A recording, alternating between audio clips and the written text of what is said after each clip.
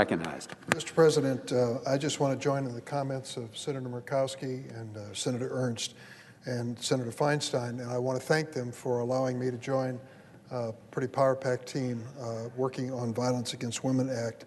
Senator Feinstein is our lead sponsor on the Democratic side. I'm happy to work with her all the time. I want to especially thank Senator Ernst on the Republican side, who has been designated as the official negotiator on the reauthorization of VAWA for the last 3 years. And as you've just heard, a passionate supporter of our effort, Senator Lisa Murkowski of Alaska. We've worked closely together on other legislation, and this one is extremely important. This afternoon, Senator Ernst, Feinstein, Murkowski, and myself announced that we've reached a bipartisan agreement and will be introducing an updated version of VAWA next month when we return. We are coming together on supporting the simple premise that VAWA will save lives. We need to ensure every survivor, whether they live in rural Alaska or urban Illinois, can reach out for a lifeline in a moment of crisis. We still have work to do. We still need co-sponsors. We're going to be working individually, member to member, to make sure that this important legislation passes. It is a statistic that should shock us all. Nearly 1 in 3 women living today, nearly 1 in 3, have experienced some form of physical or sexual violence. That finding came from the WHO, surveying women in 160 countries across the globe. It proves that this crisis of sexual and domestic violence touches every community in the world. But our responsibility first is here at home in all the 50 states to make sure that we're doing everything we can to protect the women who are vulnerable. I thank the group for allowing me to join them. We have work to do, but I'm looking forward to doing it with you. Thank you. I yield the floor. Mr. President. The senator from Alaska is Mr. recognized. President, I ask unanimous consent to speak up to 10 minutes prior to the vote. Without objection. Mr. President, the next vote is going to be a motion to discharge from the Judiciary Committee Judge Holly Thomas for the U.S. Court of Appeals for the Ninth Circuit. And I'm going to vote no. I'm going to vote no because I have not had the opportunity to actually meet Judge Thomas. In a remarkable undermining of senatorial tradition, the Biden administration White House is now saying that no senator is allowed to meet a circuit court judge prior to the confirmation vote of the judge. Mr. President, you might be tilting your head at me like that seems crazy. Well, it is crazy.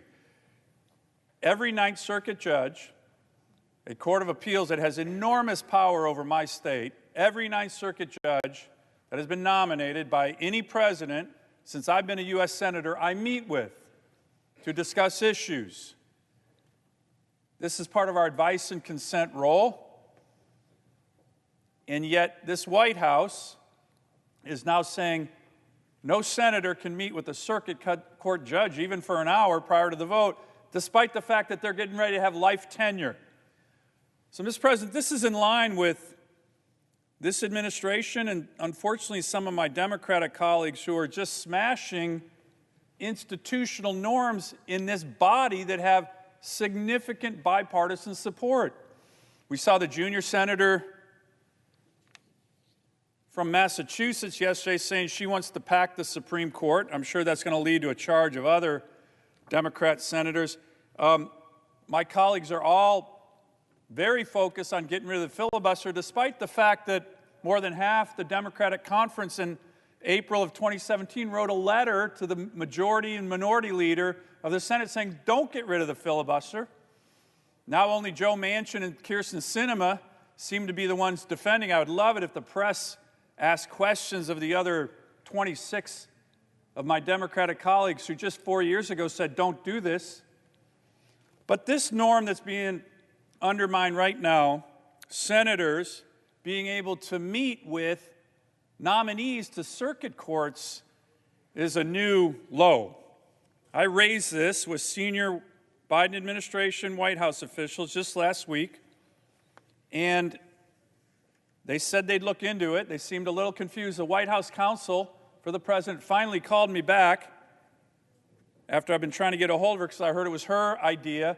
And when I asked her, why are you doing this? By the way, the Trump administration didn't do this. To the contrary, their White House counsel actually tried to get Republican and Democrat senators to meet with circuit court nominees to help maybe get bipartisan votes. So it wasn't the precedent of the previous administration.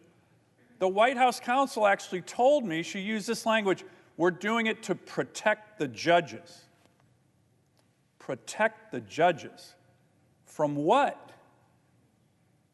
Senators doing their constitutional duty? What are they hiding? Are they really that unimpressive that they have to have their own nominees being protected from us here in the Senate? So bottom line, Mr. President, all of this is patently absurd, and I think many of my Democratic colleagues actually agree with me. I've talked to a number of them, and I don't think this is a precedent that anyone who's a U.S. Senator should want, whether you're a Democrat or Republican. Remember, these judges are going to have enormous power over the people we represent, and they're going to have life tenure. It's not like voting for an assistant secretary, 2, 3, 4 years in the job. Life tenure. And they can't take an hour out of their time prior to the vote to meet with senators. So, Mr. President, I asked these judges in a speech just last week, hey, give me a call. You don't have to get permission from the White House. This is actually a first test of your judicial independence. Call me. I want to talk to you. We didn't hear back from any judges. The White House is still blocking it. And what's really surprising, Mr. President, is the current president is the former chair of the Senate Judiciary Committee. I wonder if he actually knows what's going on with his senior staff, with his White House counsel, where right now no member of the U.S. Senate trying to do their advice and consent constitutional role can even meet with a circuit court judge. I'm pretty sure most of my colleagues don't agree with this. So what I'm hoping for, Mr. President, is to get the White House to change its outlook on this, to follow the example of the Trump administration. I know that might be a hard swallow. And have these judges meet with us. And when I meet with them, I talk about Alaska legal issues. And if you're a judge who grew up in L.A. and you're an L.A. judge, you don't know anything about Alaska, but you will have enormous impact on the people I represent. So, Mr. President, I think what you're going to see until we get some cooperation with the White House is I hope most of my colleagues, Republican colleagues, whether they think these nominees are qualified or not, they're going to vote no. They're going to vote no. And the reason is a core principle. We should be able to do advice and consent. And if there was a Republican president in the White House and some of my Democratic colleagues said, hey, can you help me get a meeting with a circuit court nominee who's going to have big impacts on my state, I'd certainly do it. But like I said, we didn't have to do it last time because that was the Trump administration's standard operating procedure. So, Mr. President, I hope we can get to agreement on this. I hope all senators can agree with this. And I'm hopeful that you're going to see, at least with my colleagues, there's going to be no yes votes on any of these nominees. And that's not good. These circuit court judges want a bipartisan confirmation. They're not going to get it until we're able to do our constitutional duty, advice and consent for judges, life tenured judges, who have enormous power over the people we represent. And I'm hopeful that every member of this body can work with us, work with me, work with the White House, maybe even call the president and say, you know what, this is probably a standard, a principle that you guys want to get rid of.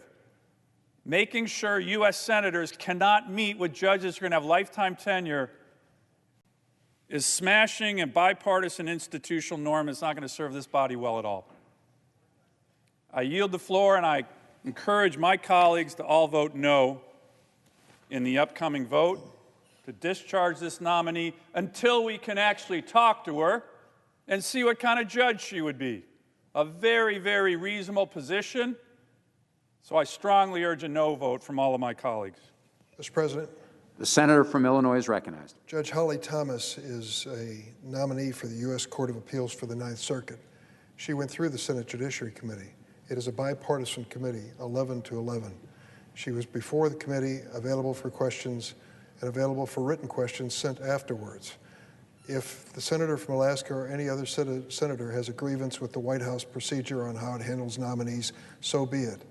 But is she going to be punished because that decision was made at the White House level? She went through the committee as we asked her to and made herself available. She has an extraordinary record as a jurist, and to dismiss her because of a disagreement with the White House on the procedure on these nominees, I don't think it's fair. I think she deserves to be judged on the merits, and on the merits she should be sitting on the Ninth Circuit. I submit this entire statement for the record and yield the floor. Mr. President. The senator from Alaska is recognized. Mr. President, I want to ask my friend and colleague from Illinois, who's the chairman of the Judiciary Committee, if he could actually work with us. I've already reached out to him and some other Democrat senators.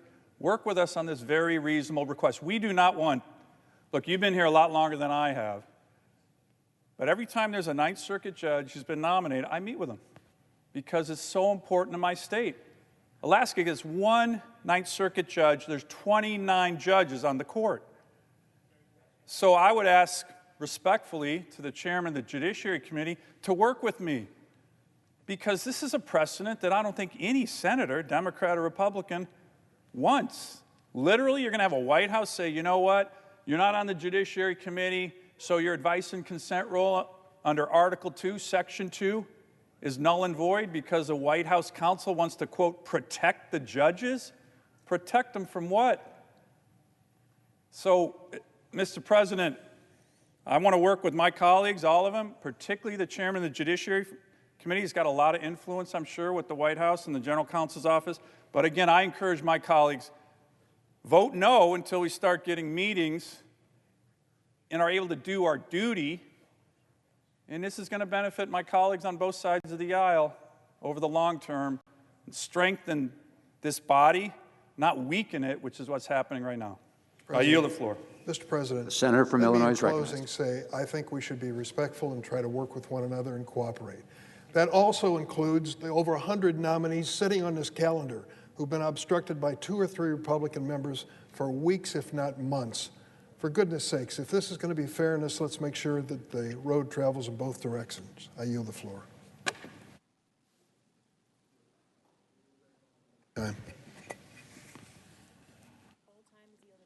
All time is yielded back. Question occurs on the motion to discharge. The question occurs on the motion to discharge.